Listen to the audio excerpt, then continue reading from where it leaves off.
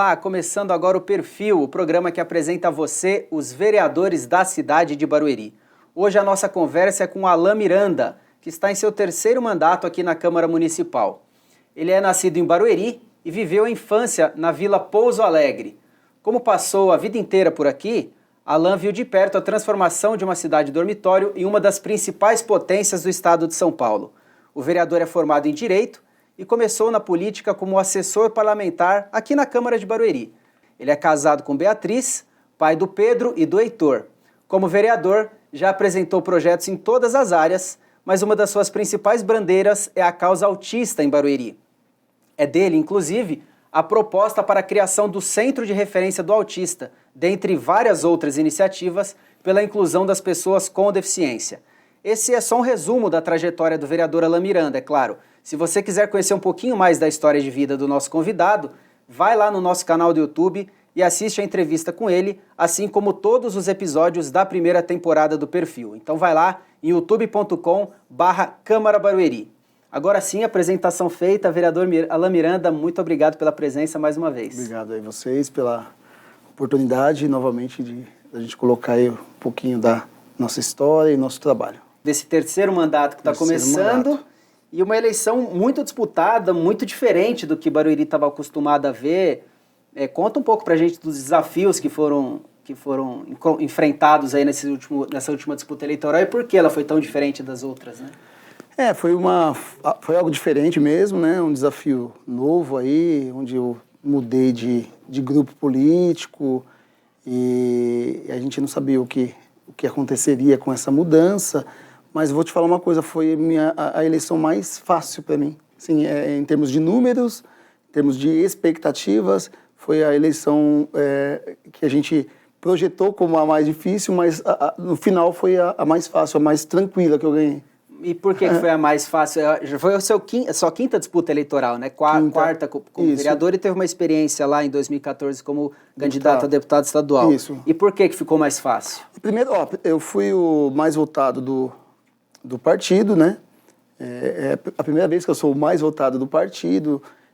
O meu partido fez 3 cadeiras, então eu não tive aquele susto que eu tive na primeira, na segunda, aquela expectativa. Então, eu vou dizer assim que 30% da apuração dos votos eu já estava eleito, então foi muito, muito fácil. Eu acredito que seja por essa missão que eu acabei pegando aí, né, no meio do processo eleitoral, que é a causa autista, e essa luta, como é uma luta genuína, acabou que trazendo aí para as pessoas, né, essa confiança, a gente acabou trazendo essa esperança no coração dessas pessoas e essas pessoas acabaram que votando na gente. Foi bem diferente. A gente vai falar um pouco mais legal no segundo bloco sobre essa sua atuação com a população autista, com as pessoas com deficiência no geral.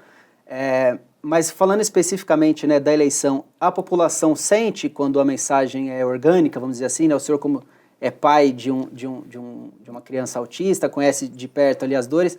A população sabe captar esse sentimento também na hora de decidir voto? É verdadeiro, né, Erickson? É verdadeiro porque, na verdade, a gente faz com o coração mesmo. E essa mensagem chega na população. As pessoas sabem que quando é algo por interesse, algo por você tentar engajar alguma causa, mas não, a gente faz de forma orgânica mesmo, igual você disse, e isso naturalmente chega aí no coração das pessoas, as pessoas estão enxergando uma causa que era nobre, uma causa que eu vou dizer que é pioneira, tá? Pioneira aqui acho que ninguém fez, o autismo sempre existiu, a política sempre existiu, mas nunca ninguém levantou essa bandeira, essa causa de forma genuína, do jeito que está sendo feito hoje. Então, isso naturalmente comove as pessoas porque é genuíno.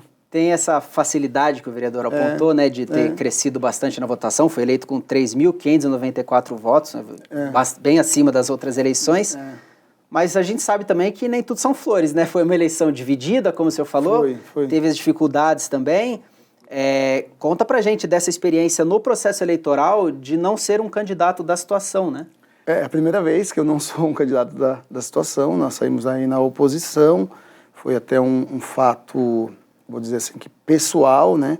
houve aí uma briga aí com o secretário, o antigo secretário de Educação, e naquele momento eu não concordei com os posicionamentos dele em relação à deficiência na escola, tanto é que agora ele caiu aí 2 anos depois justamente por isso.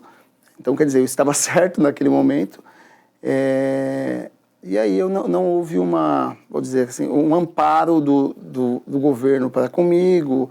Eu estava sendo perseguido dentro do meu próprio grupo político. Então aí a gente acaba aqui escolhendo um novo cenário, mas sempre com respeito da onde eu vim, quem me projetou para a política, sempre respeitando, mas tem uma hora que a gente tem que escolher novos caminhos, novos meios aí de fazer a política, o que eu penso que é o certo, né? Eu acho que nada pode ser maior do que sua família, do que seus ideais, e o certo é certo mesmo que ninguém esteja fazendo, e o errado é o errado mesmo que todos estejam fazendo. Então esse é um pouco do meu ideal político aí. E ali na rua, na hora de pedir voto, foi diferente de alguma forma por não ser o candidato do atual grupo que governava a cidade? Não. Sabe o que eu descobri?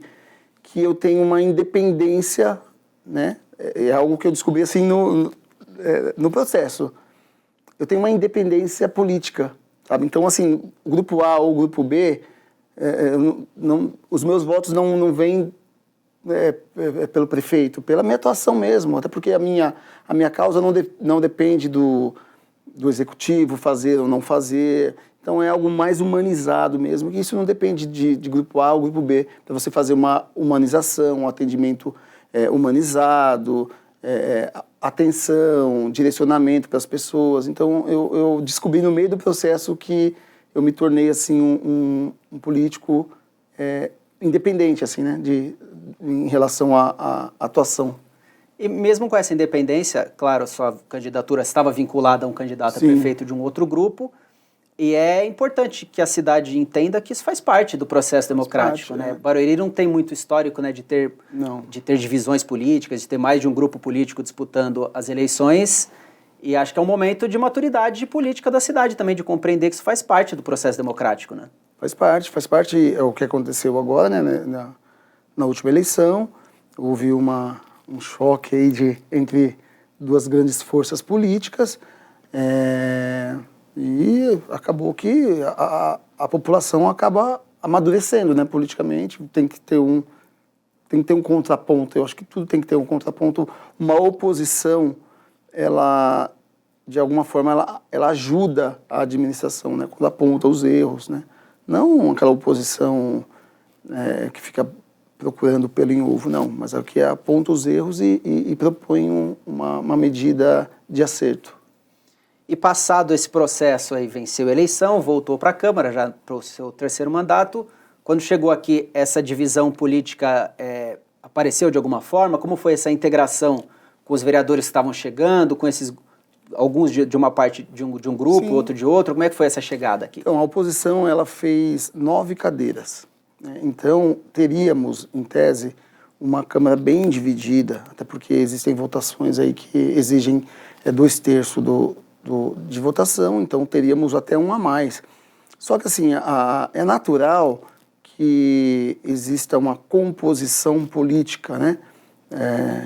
Uma composição política com o governo, porque facilita tudo. Você estar com o governo é muito mais fácil, facilita. Eu posso até pensar hoje aí numa composição, porque a peça que estava aí, vamos dizer assim, atrapalhando a minha composição, saiu, então hoje a gente pode até conversar, tem conversa, hoje antes não tinha. E estar na oposição, você falou, não significa necessariamente, automaticamente votar contra tudo que o Poder Executivo manda, né? A gente viu, o vereador votou favorável a muitos projetos que o prefeito enviou, é uma análise de caso a caso, né? Exatamente, é o que eu estou falando, eu acho que a oposição, ela ajuda o governo. Só ficar atacando, eu não vou mudar nada.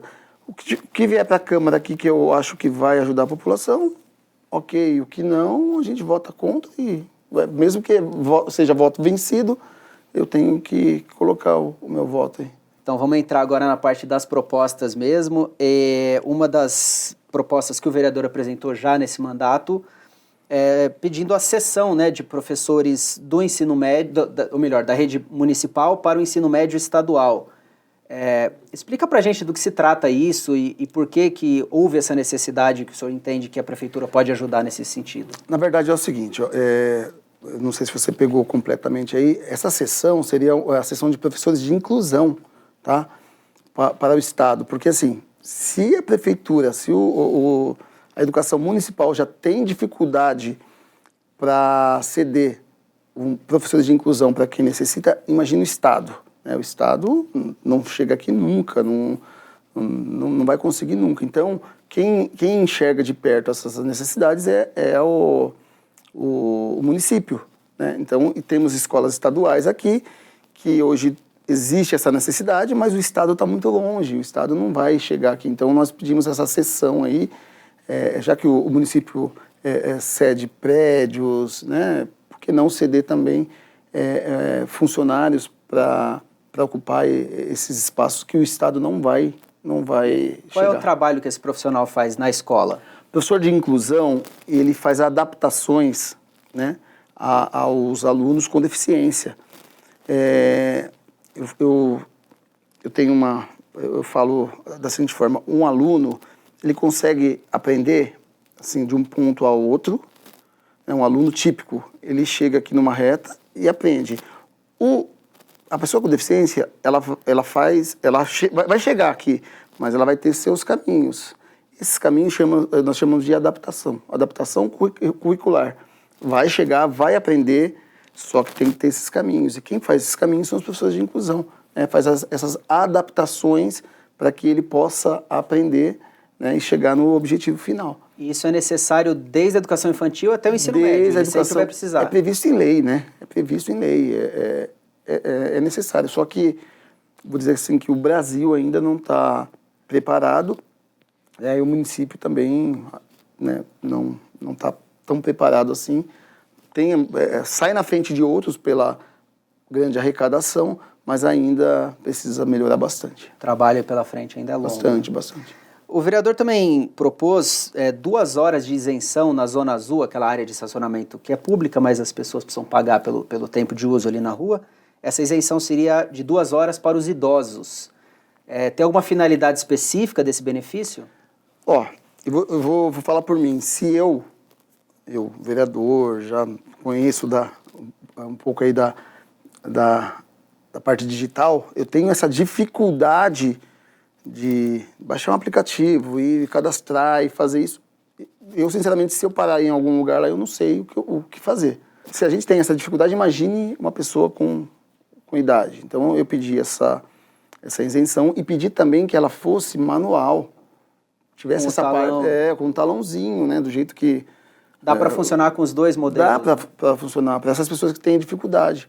Então, foi nesse sentido aí. Vereador, preciso fazer uma pausa, o tempo voa aqui, tá. Né? A gente precisa fazer uma pausa para o segundo bloco, a gente vai falar mais sobre as pessoas no transtorno do espectro autista, vai falar mais de pessoa com deficiência, as propostas que o vereador tem nessa área, e eu queria deixar aí uma pergunta para o senhor pensar e responder para a gente na volta do nosso intervalo. Tá.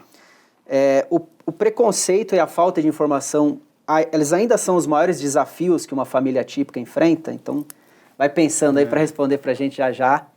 Então, a gente faz essa pausa, é rapidinho, daqui a pouco a gente está de volta para retomar a nossa conversa com o vereador Alan Miranda. Não sai daí.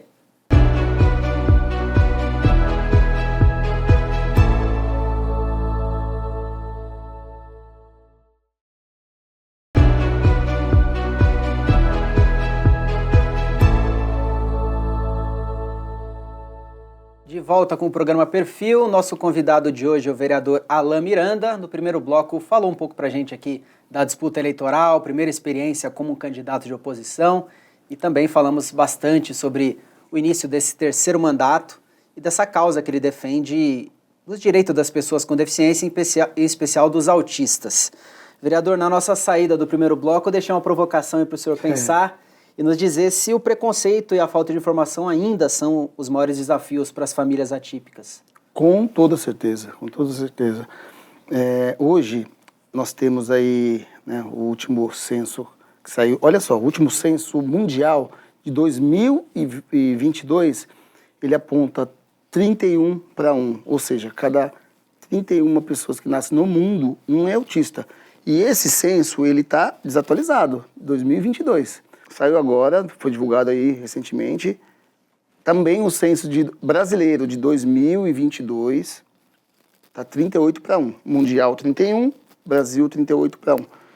Então, assim, se você não tem uma pessoa com autismo, você vai ter na família, no ciclo de amigos, logo, logo você vai ter. E se a sociedade não despertar para isso, o preconceito vai ser ainda maior. Então, o que a gente faz aí é disseminar informação. Se você não tem informação, poxa, como é que você vai respeitar algo que você não conhece, entendeu?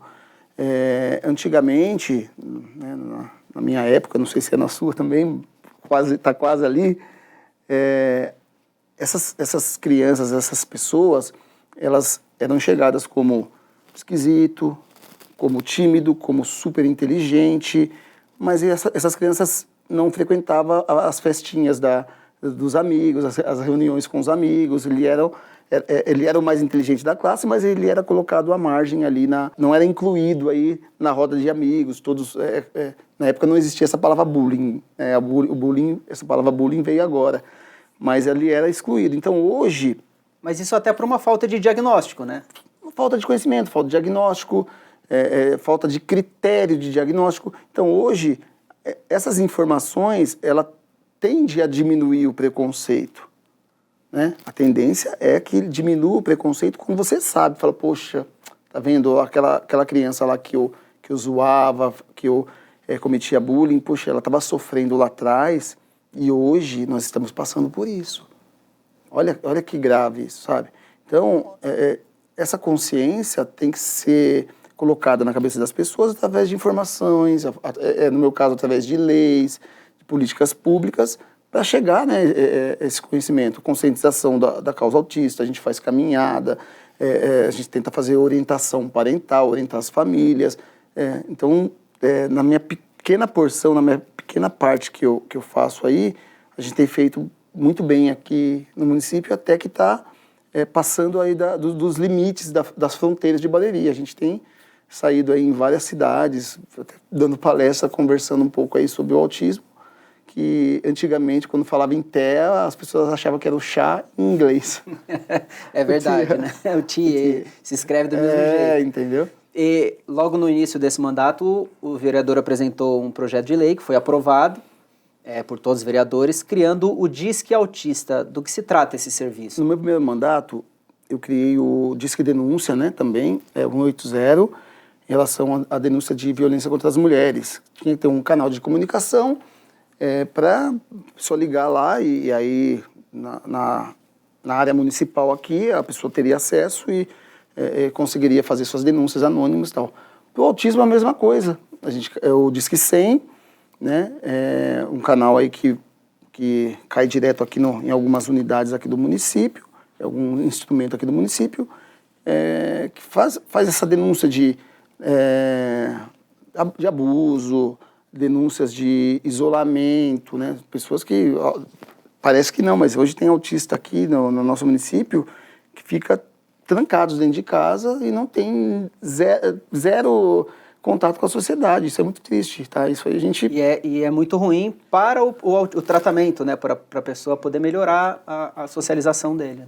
Exatamente. Então, assim, esse canal de denúncia, ele veio aí para, sabe, um vizinho que sabe, olha, tem uma criança autista ali que não tem convívio com a sociedade, então alguma coisa precisa ser feita.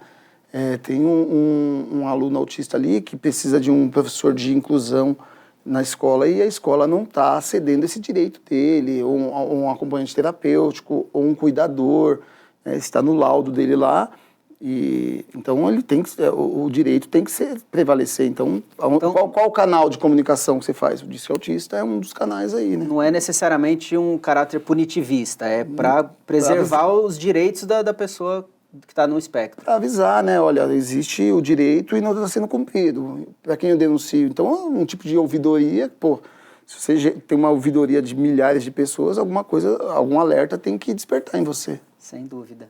Outra pauta que o vereador já apresentou indicação nesse sentido e tem defendido bastante quando usa a tribuna é a destinação de um prédio próprio para o Centro de Referência ao Autismo, né? Isso. Qual é a diferença para o autista, né, para a pessoa que vai usar o serviço ali na ponta, para os familiares, de ter um espaço fisicamente separado dos demais e próprio para isso?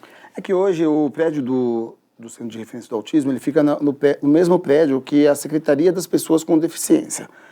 Ao meu ver, existe um erro aí, porque eu acredito que o autismo ele tinha que estar ligado diretamente com as pessoas com deficiência, e hoje não, ele é um serviço relacionado à saúde. Então, dentro da Secretaria, você tem um Centro de Referência do Autismo que é gerido pela saúde e a SDPD, que é uma secretaria própria. Então, existe um conflito aí, né, de verbas, de orçamento. Lá também existe o SER, né, que é um centro especializado. Então, são 3 serviços no mesmo prédio. Uma que ficou pequeno, tá? São 17 salas apenas ali de terapia, para 340 mil pessoas, assim, uma população de 340 mil pessoas que a gente acredita aí que tenha mais ou menos uns 8 a 9 mil pessoas com autismo. Em Barueri? Em Barueri, só em Barueri. E hoje é pequeno ainda o espaço e o investimento ainda é pequeno diante de tanta demanda, sabe? Só para você ter uma ideia, hoje o CRETEA, que é o Centro de Referência do Autismo, ele atende 600 crianças. E hoje, como eu disse, a gente deve ter aí laudados e não laudados aproximadamente umas 8 mil. Tem bastante então, gente para ser atendida ainda, né? Entendeu? E isso, a proposta do vereador é para que ela fique vinculada à Secretaria da Pessoa com Deficiência ou à Saúde?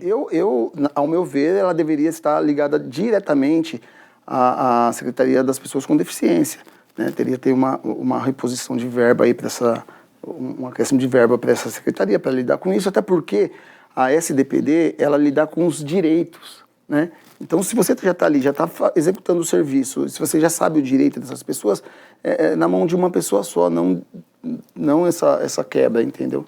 É mais complicado. E além da criação desse prédio para o centro de referência, o vereador também entende que as UBSs nos bairros deveriam ter seus núcleos de atendimento aos autistas. Exatamente. Hoje nós temos 3 núcleos hoje. O Jardim dos Altos, Jardim Belval e Jardim Tupã. O que é esse núcleo do autismo? Que a gente chama de Polo TEA. São 3 terapias básicas assim, para o autismo, não que seja a suficiente, mas a básica é o beabá do autismo. Aí você trata com fono, com psicólogo e com um TO, certo? Nós só temos 3 hoje. Agora você imagine uma pessoa que é lá do extremo da cidade, do Imperial, e ela tem que vir para um desses polos TEA, que fica no Califórnia, no Belval e no Tupã. 2 horas com uma criança com autismo, dentro de um ônibus, é gratuito a passagem, mas 2 horas que essa pessoa precisa levar até esse tratamento. Obstáculo a mais para quem já vive uma vida de obstáculos, né? Então, qual que seria a proposta? Poxa, crie mais polos TEAs regionais, um no Belval, um no Mutinga, um no Engenho Novo, um no Parque Viana, nos bairros da cidade, entendeu? O que você faria com isso? Você descentraliza o serviço do CRETEA, se ameniza um pouco o CRETEA, e essas crianças ficam sendo atendidas nos seus próprios bairros, entendeu?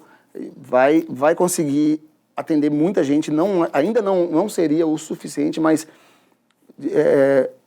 ajudaria bastante, tá? A fila sairia um pouco do lugar, pelo menos. E para o poder público ter uma noção, um critério técnico de onde implantar esses polos, depende de uma outra coisa que o vereador tem defendido muito também, que é o censo, né? O censo do autismo, tem que ter o censo do autismo. Em 2019, quando nós propusemos a criação desse centro, eu fui ligar na Secretaria de Educação, Secretaria de Saúde, e ninguém tinha o número. Falei, mas como assim? Como vocês não têm o número de pessoas com autismo na cidade? Nunca foi feito. Então, hoje, com esse censo, você vai diagnosticar os lugares que mais necessitam desses polos TEA e trazer, né, nos bairros aí esse tratamento inicial, esse tratamento aí básico aí para o autismo. Muito bem, vereador. A gente está caminhando aqui para o fim do nosso programa, mas ainda dá tempo de a gente falar alguma coisinha a mais. O vereador também falou bastante sobre a importância de capacitar familiares e cuidadores dessas pessoas, né? Porque por mais que o paciente, vamos dizer assim, seja o autista, mas quem está no entorno dele é fundamental que tenha também algum tipo de preparação, de treinamento, né? O autismo é um transtorno do neurodesenvolvimento e ele não tem cura. Por que ele não tem cura? É sempre bom repetir isso, né? Porque tem gente que acha que dá para curar. Não tem cura. O autista vai ser autista, é genético, tá? O fator genético. Ele vai ser autista para a vida inteira. Então, o que você busca fazer? Você busca socializar ele de acordo com os parâmetros aí sociais. Se é certo ou errado, a gente vai entender isso lá na frente. Mas o que você busca fazer agora? É dar condição para essa pessoa conviver em sociedade, certo? Certo. Vou dar um exemplo prático, tá? O meu filho agora, ele faz terapia de forma... nós temos um convênio aí que minha sogra fez e ele consegue, já faz 4 anos, ele faz uma terapia intensiva, tá? Todos os dias, 3 horas por dia. É uma terapia, vamos dizer, intensiva. É o brincar, aprender brincando. Ok. Ele pegou uma gripe agora e ele ficou 1 semana sem ir na terapia. E por que ele não sentiu tanta falta? Porque eu e a mãe dele, nós nos especializamos, a gente sabe lidar com o mínimo, lidar com as demandas dele, consegue ensinar. Qual é o nosso projeto, nossa proposta? É fazer isso com a sociedade, porque uma hora essa criança vai ter que sair da fila, sair do serviço público, e quem vai ter que tomar conta disso é a família. Ele fica mais tempo em casa do que no centro. Exatamente, porque o tratamento precoce para a criança, você faz o intensivo. Até os 3 anos, 6 anos, você faz intensivo, porque o cérebro está disposto a se regenerar, o cérebro está disposto a fazer suas conexões. Passou disso aí, você vai diminuindo a carga de terapia, até que uma hora, quem que vai cuidar? É a família. Porque o que eu mais quero é que meu filho saia da clínica e consiga viver em sociedade. Mas como eu vou ter isso?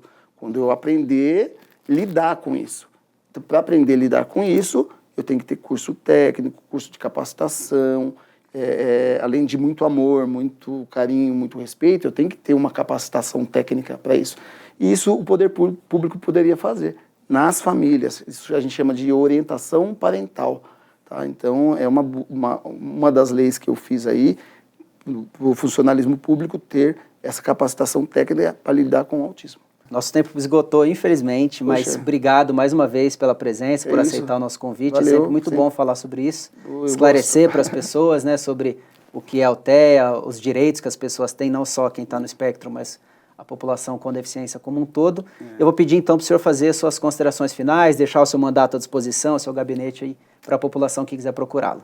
Gente, eu gosto muito de falar sobre esse assunto, eu costumo dizer que eu não escolhi essa bandeira, eu não escolhi o autismo que me escolheu, e a gente fez aí do limão uma limonada, né? Do que era uma dor, a gente transformou em esperança para as famílias.